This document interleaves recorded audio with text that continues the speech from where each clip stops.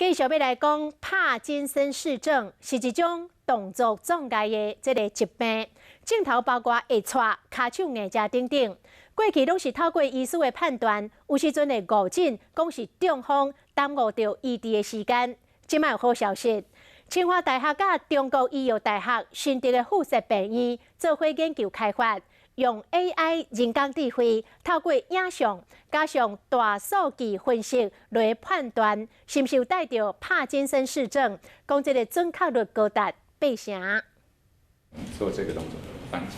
医生要求病人模仿特定的动作，这就是判定帕金森氏症方法之一。不过，这种传统的方法未来加入人工智慧，有效减少误诊。这边是我们传统的摄影机。你看到倒边传统的摄影机，正边加入甲清大合作开发的 AI 人工智慧，会当清楚收集病人的症状，佮利用大数据诊断帕金森氏症。这种症状主要是因为大脑内面欠缺多巴胺，致使有出现着单边机体喘硬者，或者是运动慢顿的症状。 过去拢是靠动作障碍专家经验来诊断，所以嘛经常被误诊是中风。过去有些做起来是用比较复杂的仪器，那花很多的时间去做判断。加医科的医师，他借由这样子的一个辅助，他就可以就是及时提早的知道说病人可能是有帕金森的一个风险的话，他就可以及早的帮忙转介。